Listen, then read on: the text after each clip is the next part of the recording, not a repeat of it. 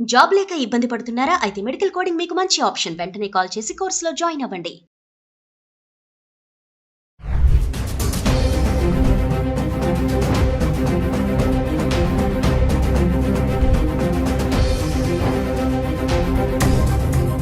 Hello viewers, welcome back to our channel. ప్రస్తుతం మనతో పాటు ఉన్నారు ఎంఎన్సీ ఎగ్జిక్యూటివ్ 25 ఇయర్స్ నుంచి అమెరికాలో ఉంటున్నటువంటి వీరభద్ర సార్ గారు. సార్తో మాట్లాడదాం. ప్రెసెంట్ అమెరికాలో సిచ్యువేషన్ ఎలా ఉంది అనేది.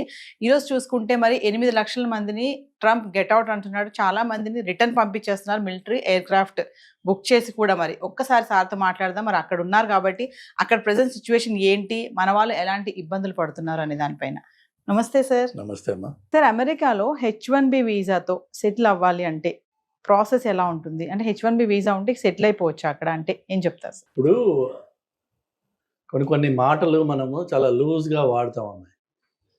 ఎవరైనా సరే మీ ఆడియన్స్ చూసేవాళ్ళు, ఫస్ట్ ఆఫ్ ఆల్ సెటిల్ అవడం అంటే ఏంటి? ఫిజికలీ స్టే చేయడమా, ఫినాన్షియలీ ఎస్టాబ్లిష్ అవ్వడమా, లేకపోతే ఒక ఉద్యోగంలో లాంగ్ టైంలో ఎంగేజ్ అవ్వడమా, ఏంటి? సో H1B అన్నది is just your visa status. H1B జనరల్గా for the long maximum period of 6 years ఇస్తారు. మధ్యలో ఒక 3 years తర్వాత రెన్యువల్ చేయాలి. అలానే H1B అనేది ఎంప్లాయర్ స్పాన్సర్డ్ వీసా. ఒక ఎంప్లాయరు నేను నా ప్రయత్నాలు నేను చేసి లోకల్గా ఉద్యోగుల కోసం వెతికితే నాకు కావాల్సిన స్కిల్ అండ్ ఎక్స్పీరియన్స్ ఉన్నవాళ్ళు దొరకలేదు కాబట్టి నేను H1 ఫైల్ చేస్తున్నా అని ఒక అండర్టేకింగ్ ఇచ్చి, ఎఫిడవిట్స్ ఇచ్చి, దానికి తగ్గట్టుగా తను చేసిన ఎఫర్ట్స్ ఏంటి, మినిమం 3 months ఎంతో పబ్లిష్ చేసి, ఎన్ని రెజ్యూమ్స్ వచ్చాయి, ఎంతో ఫిల్టర్ చేసాము, ఇవన్నీ ప్రూవ్ చేయాలి అది ఆ కంపెనీ. అప్పుడు వాళ్ళు ఫైనల్గా H1 ఫైల్ చేస్తారు. ఆ H1లో ఎవరన్నా నాలాంటి వాడు వచ్చాడు అనుకుందాం. వస్తే నేను అక్కడ జాబ్ చేస్తాను. మళ్ళీ అగైన్ లాస్ట్ టైం మీకు చెప్పాను, there is nothing called a job in America. Everything is temporary, everything is project oriented. So మనము ఒక ప్రాజెక్ట్కి వాళ్ళు హైర్ చేసినట్టయితే అది 3 నెలల, 6 నెలల, సంవత్సరమా, ఆ ప్రాజెక్ట్లో మనం వర్క్ చేస్తాం. ఒకవేళ లాంగర్ ప్రాజెక్ట్స్ ఉన్నాయి, లాంగ్ టైం నడిచే ఎంగేజ్మెంట్స్ ఉన్నాయి, లేదంటే ఒక ప్రాజెక్ట్ నుంచి ఇంకో ప్రాజెక్ట్కి, ఇంకో ప్రాజెక్ట్ నుంచి ఇంకో ప్రాజెక్ట్కి, అట్లా అదే ఎంప్లాయర్ దగ్గర మీరు 3 ఏళ్ల పాటు కంటిన్యూ అయ్యారనుకుందాం. అప్పుడు 3 ఏళ్ల తర్వాత all you have to do is get your H1 renewed. ఆ రెన్యువల్ మళ్ళీ అప్రూవ్ రాగానే జనరల్గా మన పిల్లలు చేసేది ఏంటంటే ఇండియాకి వచ్చి స్టాంపింగ్ చేయించుకొని మళ్ళీ వెనక్కి వెళ్తారు కదా. అది ఇండియాకే రావక్కర్లా, వేరే మెథడ్స్ కూడా ఉన్నాయి. అసలు యాక్చువల్గా మీరు స్టాంపింగ్ చేయాల్సిన అవసరం కూడా లేదు మీకు. Stamping is only for the purpose of travel తప్ప మీరు విత్ ఇన్ ద కంట్రీ ఉంటే అదే కాగితం మీద మీరు అన్ని పనులు చేసుకోవచ్చు. కానీ చాలా మటుకు మన వాళ్ళందరూ అనుకునేది ఏంటంటే రెన్యువల్ అయింది కాబట్టి నేను ఇండియాకి వెళ్ళాలి, దీన్ని స్టాంపింగ్ చేయించుకుని రావాలి వస్తారు. ఓకే, వచ్చారు.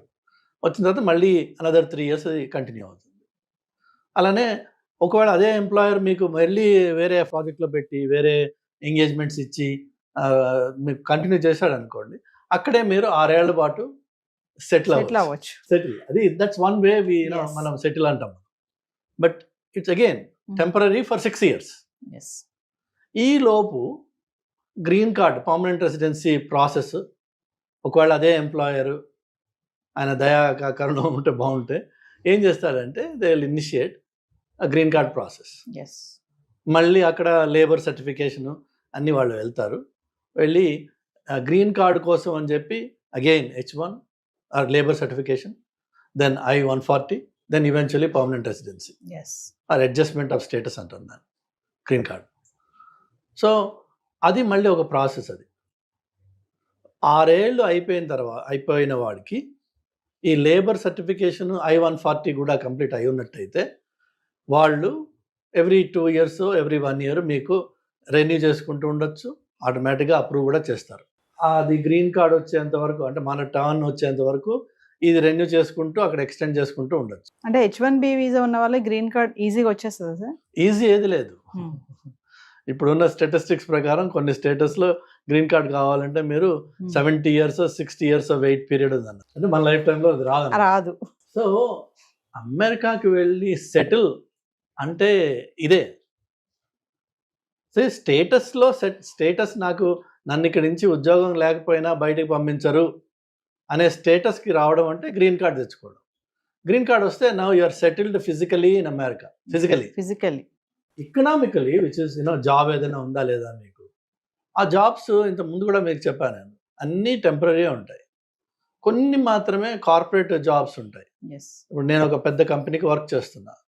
So there is a sense of security. It's not like వాడు ఏదో ఫైర్ చేయడానికి కాదు. వాళ్ళకు కూడా బుక్స్ తారుమారయ్యి ప్రాఫిట్స్ తగ్గినప్పుడు, మార్కెట్ ప్రెషర్స్ ఉన్నప్పుడు, లేదంటే ఇప్పుడు ట్రంప్ చేసే హంగామా చూసినప్పుడు వాళ్ళకు కూడా భయానికి వాళ్ళు ఏం చేస్తారు, దే కట్ డౌన్. లేకపోతే కంపెనీ డైరెక్షన్ మారుతుంది. రీసెంట్గా గూగుల్ అన్నది all hardware and platform guys will let you go. ఎందుకంటే గూగుల్ వాళ్ళ డైరెక్షన్ మారుస్తున్నారు కాబట్టి. సో అలాంటప్పుడు గూగుల్ అనే పెద్ద కంపెనీలో 1,00,000 మంది ఉన్న కంపెనీలో మీకు ఒక పాకెట్ ఆఫ్ డిపార్ట్మెంట్స్ని ఎలిమినేట్ చేస్తే ఆటోమేటిక్గా జాబ్స్ పోయినాయి. సెటిల్ అన్నది ఏం లేదు అక్కడ. ట్రంప్ ఇప్పుడు అంటున్నాడు కదా సార్, సెటిల్ అవ్వడానికి అమెరికా రాకండి అని అయితే ఒక స్టేట్మెంట్ ఇస్తున్నారు కదా, అది ఎవరికి వర్తిస్తుంది? అదే చెప్తున్నాను నేను. మీరు ఆ ట్రంప్ అన్నాడా లేదా వదిలేసేయండి, ఆయన చాలా మాట్లాడాడు. సెటిల్ అవ్వడం అన్నది ఇట్స్ ఎ పాసిబిలిటీ. H1B నుంచి మీరు I-140 తర్వాత ఈవెన్చువలీ గ్రీన్ కార్డ్ వచ్చి అక్కడ మీరు ఉండొచ్చు. అట్ ద సేమ్ టైం ఆ ఉంటున్న టైంలో మీకు ఒకటే ఉద్యోగంతో 20 ఏళ్ళు 10 ఏళ్ళు 25 ఏళ్ళు ఉండే ఛాన్స్ లేదు. అమెరికానే కాదు, ఈవెన్ ఇండియా కూడా మీరు ఈ రోజున చూస్తే మీకు గవర్నమెంట్ ఉద్యోగాలు లేకపోతే బ్యాంక్స్ ఇలాంటివి ఏమన్నా అది మీరు ఎక్కడ జాయిన్ అయితే అక్కడ సెటిల్ అయిపోవచ్చు. కానీ మిగిలినవన్నీ ఐటీ జాబ్స్ అన్నీ కూడా then are permanent jobs. Anybody can be laid off any time. 2 weeks notice ఇవ్వాలి వాళ్ళు అంతే. ఆర్ మేబీ ఇండియాలో నోటీస్ టైం ఎక్కువ ఉందేమో, బట్ నోటీస్ ఇచ్చేసి వాళ్ళు లే ఆఫ్ చేయొచ్చు. వాడు nothing holds them back. There is no protections under the law. Present ఇప్పుడు ట్రంప్ H1B వీసా దాంట్లో కూడా మార్పులు చేస్తున్నామని చెప్పి అంటున్నారు కదా సార్, ఏమన్నా మార్పులు జరిగాయి అనుకుంటున్నారా? యాక్చువల్గా ట్రంప్ అండ్ ఈలాన్ మస్క్ వీళ్ళు ఈ బ్యాచ్ అంతా they are more in favour of H1B. వాళ్ళకి డిజైర్ ఉంది దీన్ని H1B ప్రోగ్రామ్ని మరింత ఎఫిషియెంట్గా చేయాలి, ఇందులో ఉన్న లూప్ హోల్స్ ఏవైతే ఉన్నాయో వాటిని కంట్రోల్ చేయాలి. But America needs talent. అందులో there is no second thought about. So ఆ టాలెంట్ అనేది ఏమవుతుంది, ఎక్కడి నుంచి వస్తుంది? మెయిన్గా there either Indians or Chinese or Philippine. ఈ పాపులేషన్స్ ఎక్కువ ఉంటాయి నంబర్స్ చూస్తే. మీరు ఆ పాపులేషన్ ఎక్కువ ఉంటుంది కాబట్టి మన గ్రీన్ కార్డ్ కూడా అంత లేట్ అవుతుంది అనమాట. వేరేజ్ కొన్ని కంట్రీస్కి 1 yearలో గ్రీన్ కార్డ్ వచ్చేస్తుంది, బికాజ్ ఆ కంట్రీస్ నుంచి రిప్రజెంటేషన్ అంత తక్కువ ఉంది. సో అందుకని చెప్పేసి H1కి పాజిటివ్గానే ఉంటుంది. ఇన్ ఫ్యూచర్ ఇష్యూస్ ఇంకా డెవలప్ అవుతాయి, పాజిటివ్నెస్ బాగుంటుంది. కానీ వాళ్ళకి గ్రీన్ కార్డ్ రావడం అనేది అది ట్రంప్ ఒక్కడి వల్ల అయ్యే పని కాదు. అది కాంగ్రెస్లో లీగల్ ఏదైతే ఉందో స్టేటస్ మార్పిడి లేకపోతే గ్రీన్ కార్డ్స్ కోటా మేనేజ్మెంట్ ఏదైతే ఉందో దానికి నేను అమెరికాకు వెళ్ళినప్పటి నుంచి క్యాంపెయినింగ్ నడుస్తోంది, ఇన్ఫ్లుయెన్స్ నడుస్తున్నాయి, బిల్స్ వస్తున్నాయి. కానీ అన్ని బిల్స్ ఫెయిల్ అయిపోయినాయి ఇప్పటిదాకా. Nobody could overhaul that process, that system. అందులో సిస్టంలో ప్రాబ్లమ్స్ ఉన్నాయని అందరికీ తెలుసు. లీగల్ ఇమిగ్రెంట్స్ కష్టపడుతున్నారన్న విషయం అందరికీ తెలుసు. కానీ దాన్ని ఫిక్స్ చేయడం అన్నది it's a political land mine. Nobody wants to step on that. ఎందుకంటే H1 L1 F1 ఇంకో 1 అది వదిలేసి అందరూ ఇమ్మిగ్రెంట్స్. అండ్ ఇమ్మిగ్రేషన్ అనేది ఒక సెన్సిటివ్ టాపిక్. సో దాంట్లో ఏమాత్రం అటు ఇటు చేసినా ఎవరైతే దాన్ని సెన్సిటివ్గా చేసి భూతంలా తయారు చేసి ఇమ్మిగ్రెంట్స్ వచ్చి మన అమెరికాని మన కల్చర్ని మార్చేస్తున్నారు, ఇవన్నీ ఉన్నాయి కదా గొడవలు. సో వాళ్ళు they take that up as a very serious topic. So పాలిటిక్స్లో ఎవరైతే ఉన్నారో పొలిటీషియన్స్కి వాళ్ళ కెరీర్ ఎండ్ అయిపోయే అవకాశం ఉంది ఆ టాపిక్ని టచ్ చేస్తే. ఒక విషయం చెప్పండి సార్, అంటే ఎలా పడితే అలా అమెరికా వెళ్ళిపోవాలి ఏదోలాగా, అక్కడికి వెళ్ళి పడ్డామా అక్కడ ఉద్యోగం ఏదో చేద్దామా అని కాకుండా ప్రెసెంట్ ఏంటంటే టాలెంట్ స్మార్ట్ పీపుల్ని ఖచ్చితంగా అక్కడ తీసుకోవడం అనేది జరుగుతుంది అంటారు. ఇక్కడి నుంచి వెళ్ళే వాళ్ళు ఖచ్చితంగా ఏదో ఒక టాలెంట్తోనే వెళ్ళాలి. ఏమీ లేకుండా ఏదో అక్కడికి వెళ్ళి పడ్డామా ఏదో చేసుకున్నాం బ్రతుకుదాం అంటే మాత్రం ఇప్పుడు సర్వైవ్ అయ్యే పరిస్థితి ఉందా లేదా అంటే ఏం చెప్తారు సార్? ఇప్పుడు కాదు, అది ఎప్పుడు లేదు ఆ పరిస్థితి. ఎందుకంటే అన్ఫార్చునేట్గా మనము అక్కడ వెళ్ళి ఇండియన్స్ కొంత సిస్టమ్స్ని అక్కడ పొల్యూట్ చేసిన మాట వాస్తవం. నేను రీసెంట్ టైమ్స్లో I have seen notifications for ఇది ఎంప్లాయీస్ కోసం నోటిఫికేషన్స్ పెట్టిన వాళ్ళు క్లియర్గా కింద చెప్తున్నారు, no AP or Telangana graduate. అదే మనం ఎంత నొటోరియస్ అయిపోయాం అన్న దానికి ఒక ఎగ్జాంపుల్ చెప్తున్నాను. పోనీ ఆ పెట్టిన వాడు లోకల్ అమెరికన్ కాదు, వాడు ఇండియనే. బట్ వాళ్ళు చూస్తున్నారు ఏంటంటే మనం చేసే తప్పుడు పనులు ఏవైతే ఉన్నాయో, అంటే ఏంటంటే ఫర్ ఎగ్జాంపుల్ ఈ స్టూడెంట్స్గా చదవడానికి వస్తారు F1 మీద, ఆ వచ్చిన పిల్లవాడికి మహా ఉంటే 22-23 ఇయర్స్ ఉంటాయి ఏజ్. వాడికి వచ్చి మాస్టర్స్ చేస్తాడు, వాడికి ఒక రెజ్యూమే తయారు చేస్తారు ఈ కన్సల్టింగ్ కంపెనీస్. అది 100% బోగస్ అది. ఓకే, సో ఆ బోగస్ రెజ్యూమే మీద జాబ్స్ ఎవరిస్తారమ్మా? సో ఏదో ఒకటి చేసుకుంటా అంటే ఈ దొంగతనం కొన్ని రోజులే నడుస్తుంది, ఏదైనా సరే అది పట్టుపడుతుంది, పట్టుపడిపోయింది ఇప్పుడు. బట్ నెవర్ ద లెస్ మనం చేసింది దొంగతనం. నేను అమెరికాకి వెళ్ళి ఏదో ఒకటి చేసుకుని బతికేస్తాననే ప్రసక్తి లేదు అక్కడ. అంటే ప్రెజెంట్ ఒక విషయం చెప్పండి సార్, ప్రెజెంట్ మాత్రం అక్కడికి వెళ్తే టెంపరీ, నువ్వు ఉద్యోగం చేసానికి వెళ్ళినా చదువుకోవడానికి వెళ్ళినా ఏదైనా సరే టెంపరీగానే ఉండి రావాలి తప్ప అక్కడ సెటిల్ అవ్వడం అనే ఆలోచన అనేది ఇప్పుడున్న పరిస్థితిలో లేదు అని అనుకోవచ్చు అంటారా? టెంపరీ అంటే మీరు అమెరికాకి విజిట్కి వెళ్ళి రావడం అనేది ఉంది కదా ఒకటి, దాన్ని B1 B2 వీసా అంటారు. అలా వెళ్ళేసి సరదాగా 3 నెలలు 2 నెలలు తిరిగేసి వస్తాను నేను, అది కూడా ఆ వీసా అప్రూవ్ అయితే వెళ్ళి తిరిగి రండి, ప్రాబ్లం లేదు. కానీ అక్కడికి వెళ్ళి నేను ఏదో ఒక ఆడ్ జాబ్ చేసుకుంటాను, ఆడ్ జాబ్స్ అంటారు వాటిని. ఏదైతే మీకు ఎంప్లాయర్ చెక్ రూపకంగా మీకు శాలరీ ఇవ్వలేడు, బై క్యాష్ ఇస్తారు. ఎందుకంటే ఎంప్లాయర్ కూడా తెలుసు is not suppose to employ you, కానీ వాడు వాడుకున్నాడంటే క్యాష్ రూపకంగా డబ్బులు ఇస్తాడు. That means you are living an illegal life. మీరు నిర్ణయం చేసుకోవాల్సిందల్లా మీ ఆడియన్స్ అందరికి ఎవరికైనా నేను చెప్పేది ఏంటంటే, అక్కడికి వెళ్ళి ఆ బతకాల్సిన అవసరం ఉందా నీకు? అక్కడికి వెళ్ళి అంత హీనంగా ఏ మెక్డానల్డ్స్లోనో లేదంటే ఏ ఇండియన్ రెస్టారెంట్లోనో నలుగురికి సర్వ్ చేయడమో, లేదంటే గిన్నెలు కడగడమో, లేదంటే స్టోర్స్లో పనిచేయడమో అర్ధరాత్రి అపరాత్రి, అక్కడుండే రిస్కులు ఉన్నాయి. బట్ ఆ వర్క్ కోసం అని చెప్పి నువ్వు అమెరికాకి వెళ్ళాలా? డాలర్ కన్వర్షన్ అంత గొప్పదా, అంత అవసరమా? అది లేక ఇక్కడే మన అహంకారం ఏదైతే ఉందో కొంచెం అహాన్ని కొంచెం కంట్రోల్ చేసుకుని ఎంతోమంది మాస్టర్స్ చేసి ఇంజనీరింగ్ చేసి ఫార్మస్యూటికల్ డిగ్రీస్ చేసి పిల్లలు పానీపూరి బండి పెట్టుకున్నారు. ఇండియాలో హైదరాబాద్లో ఉన్నారు మీకు మాస్టర్స్ చేసి పానీపూరి పెట్టుకున్న వాళ్ళు, రోజుకి 3,000 2,000 4,000 సంపాదిస్తున్నారు వాళ్ళు. తప్పేంటి అందులో? కానీ మనకేంటంటే డిగ్నిటీ ఆఫ్ లేబర్ అని చెప్పి ఒకటి ఇండియాలో ఇక్కడ ఉంది. అదంతా నేను చేస్తా, ఇదంతా నేను చేస్తా అక్కర్లా. నువ్వు ఏదైనా సరే, ఏ పనైనా సరే, ఫస్ట్ ఆఫ్ ఆల్ నీ సెల్ఫ్ రెస్పెక్ట్ మెయింటైన్ చేసుకుని నువ్వు పని చేసినట్టయితే అది నీకు గర్వంగా ఉంటుంది, ధైర్యంగా ఉంటుంది. నువ్వు దొంగతనంగా బతకాల్సిన అవసరం లేదు. అక్కడ మీకు డ్రైవర్స్ లైసెన్స్ రాదండి మీకు స్టేటస్ లేకపోతే, which means you can never drive. వేరే వాళ్ళ కారులో అయాపా అని అడుకుని తిరగాలి తప్ప యూ కెన్ నెవర్ డ్రైవ్. ధైర్యంగా మీరు ఒక ఫ్లైట్ ఎక్కి వెళ్ళలేరు, ఎక్కడ ఎవడు నేను స్టేటస్ చెక్ చేస్తాడు. అంత దొంగగా ఉండాలి. అంత ఉండాల్సిన అవసరం ఉందా? అన్ఫార్చునేట్ ఏంటంటే నాకంటే ముందు 10 మంది వెళ్ళారు, వాళ్ళందరూ అక్కడ ఉన్నారు, వాళ్ళు సెటిల్ అయిపోయారు, నేను కూడా వెళ్తా అక్కడికి. ఈ పక్కవాడిని చూసుకుని మనకి అది ఆ ఇచ్చి మొదలవడం తప్ప, అందులో అక్కడికి వెళ్ళాక తెలుస్తుంది వాడు ఎంత దరిద్రంగా అక్కడ ఉంటున్నారు అనేది. ఒక్కొక్క అపార్ట్మెంట్లో 4-3 ఉండాల్సిన అపార్ట్మెంట్లో 8 మంది 10 మంది ఉంటారు. కొన్ని చోట్ల అయితే రాత్రి షిఫ్ట్ సగం మంది పనిచేస్తారు కాబట్టి వాళ్ళ బెడ్స్ వాళ్ళు వాడుకోవడానికి ఈ డే షిఫ్ట్ వాడు అపార్ట్మెంట్లో ఉంటాడు. ఒక రోజున వాడు బ్రేక్ తీసుకుంటే వాడికి పడుకోవడానికి చోటు ఉండదు. అతి హీనంగా ఉంటుంది పరిస్థితి. అక్కడికి వెళ్ళి అంత హీనంగా ఉండాల్సిన నీకు కర్మ ఉంది, నాకు వేరే ఏమీ అవకాశాలు లేవు ఇక్కడ అంటే గాడ్ ఈజ్ గ్రేట్. కానీ అంత దరిద్రాన్ని అక్కడ ఉన్నవాడు నీకు చెప్పడు, ఆ విషయం చెప్పరు. వాడేమో అమెరికా 4 బిల్డింగ్స్ బొమ్మలు చూపిస్తే ఇదే అమెరికా అనుకుంటావు. ఆ బిల్డింగ్స్ ఉన్నది only New York city down town లో మాత్రమే ఉన్నాయి, or maybe Chicago, or maybe LA.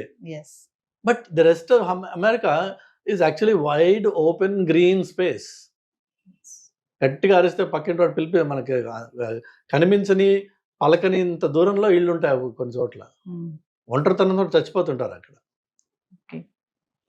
So అక్కడికి వెళ్ళి నాకు అంటే వేరే వాళ్ళు చెప్పిన విషయాలు అవి విని మభ్యపడి అక్కడికి వెళ్ళే బదులు ఫ్యాక్ట్ చెక్ చేయండి. What is the reality on the ground. Present sir H1B visa tight అవుతుంది, టైట్ చేస్తున్నాడు ట్రంప్ అంటే ఏం చెప్తారు ఓవరాల్ గా? టైట్ లూజ్ అంటే ఏం లేదండి, మనకి ప్రాపర్ క్వాలిఫికేషన్ ఉంది. నెంబర్ 1 క్వాలిఫికేషన్ ఉంది. నెంబర్ 2 వీసా ఇంటర్వ్యూకి వెళ్ళినప్పుడు ఆయన అడిగే మినిమం ప్రశ్నలకి నేను ఇంగ్లీష్లో జవాబు చెప్పగలనా లేదా? అలా వాళ్ళు 100 ప్రశ్నలు వేయరు కదా, అది ఇంటర్వ్యూ కాదు, అది 3-4 ఉంటాయి. వాళ్ళు అదే మెతుకు ముట్టుకున్నట్టే, మొత్తం ఒక అన్నంలో చేయబెట్టట్లేదు కదా. ఆ 3 మెతుకుల్లో మీకు అది ఇది పాడైపోయింది అన్నం రా అని చెప్పి అది తెలిసిపోతుంది. అలా కాదు, మీ దగ్గర సరుకు ఉంది. If you are talented you should definitely try. America is one country where if you are talented your opportunities are endless. కానీ ఇక్కడ నువ్వు చదివిందే వానాకాలపు చదువు, అక్కడికి వెళ్ళి ఏం చేస్తావు పరిస్థితి. దయచేసి నా సలహా ఏంటంటే work on yourself first, be good at some subject, take whatever it is hot ఏదైతే మార్కెట్లో ఉందో, అది ఏఐనా డేటానా ఎంఎల్ఆ ఏదైనా సరే, ఒక టాపిక్ తీసుకోండి, దాని మీద పని చేయండి, దాని మీద గట్టిగా ఫౌండేషన్ బేస్ చేసుకోండి, క్రియేట్ చేసుకోండి. దెన్ కమ్యూనికేషన్ మీద వర్క్ చేయండి. Communication, be able to express yourself and explain what you know. నాకు తెలుసు, నువ్వు ముందు జాబ్ ఇచ్చే నేను చేసి చూపిస్తా అంటే ఎవడివ్వడు, అని నాకు తెలుసు అన్న విషయాన్ని నేను చెప్పుకోగలగాలి. ఇవి 2. 3వది వచ్చేసి I need to be presentable. మాసిపోయిన గడ్డమును జుట్లు పెట్టుకుని ఏదో పనికిరాని అలాగ అప్పుడే నిద్ర లేచి ఇంటర్వ్యూలకు వెళ్తే ఆ జాబ్ ఇంటర్వ్యూ రాదు, ఇది వీసా ఇంటర్వ్యూ రాదు, 2 రావు. You need to present yourself like a professional. అది it takes effort, it takes investment, it takes seriousness.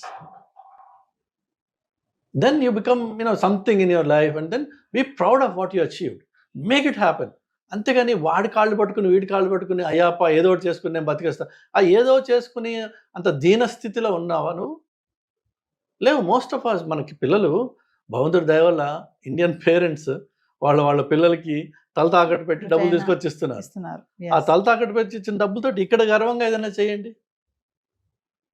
అక్కడికి వచ్చి ఏదో ఒకటి అని కాక్రోచెస్ ఇన్ఫెస్టెడ్ అపార్ట్మెంట్స్లో ఉండి 50 ఏళ్ళు 60 ఏళ్ళ క్రితం కట్టిన ఇళ్ళు, ఇన్సెక్యూర్ ఏరియాస్ ఉంటాయి.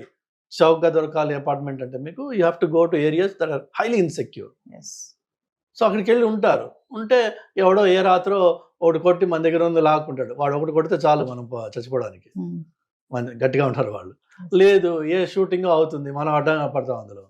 ఈవెన్ దో యూఆర్ ఇన్నోసెంట్, గన్కి తెలియదు, అది బుల్లెట్కి తెలియదు నువ్వు ఇన్నోసెంట్ అన్నది. సెలెక్టివ్గా షూట్ చేయడం పడ్డాం, అయిపోతుంది మన పని. ఇక్కడ అమ్మా నాన్నలు శోభతోటి ఏడవడం ఎందుకు? ఇవన్నీ అవసరమా? Thank you sir. హాయ్, మొట్టమొదటిసారిగా మన విజయవాడలో క్లాస్ రూమ్ ట్రైనింగ్ అండి, 1 డే క్లాస్ రూమ్ ఎన్విరాన్మెంట్లో ఆఫ్లైన్ వెబినార్ జరగబోతుంది. అండ్ ఇంట్రెస్ట్ ఉన్న పార్టిసిపెంట్స్ ఈ కింద స్కూల్ అవుతున్న నెంబర్కి రింగ్ చేసుకొని సీట్ బుక్ చేసుకోండి. దీంట్లో ETFs, index funds and mutual funds మీద completely and hand holding experience మీకు ప్రొవైడ్ చేయబడుతుంది. దీని ద్వారా ఏంటంటే మనం ఎసెట్స్ని స్టాక్ మార్కెట్లో ఎలా మేనేజ్ చేసుకోవాలి, ఎలా గ్రో చేసుకోవాలి, ఎలా ప్రొడక్ట్ చేసుకోవాలో అంటే ప్రాక్టికల్గా నేర్చుకుంటారు. అండ్ మీ ఇప్పటి వరకు మనం ఆన్లైన్లోనే మీరు అటెండ్ అవుతున్నారు. ఇక నుంచి మీరు మన విజయవాడ సిటీలోనే అండ్ లైవ్లో క్లాస్ రూమ్ ఎన్విరాన్మెంట్లో నేర్చుకునే ఛాన్స్ దొరుకుతుంది. కాబట్టి ఇంట్రెస్ట్ ఉన్న పార్టిసిపెంట్స్ కింద స్క్రోల్ అవుతున్న నెంబర్కి పింగ్ చేసి సీటు రిజర్వ్ చేసుకోండి. Thank you.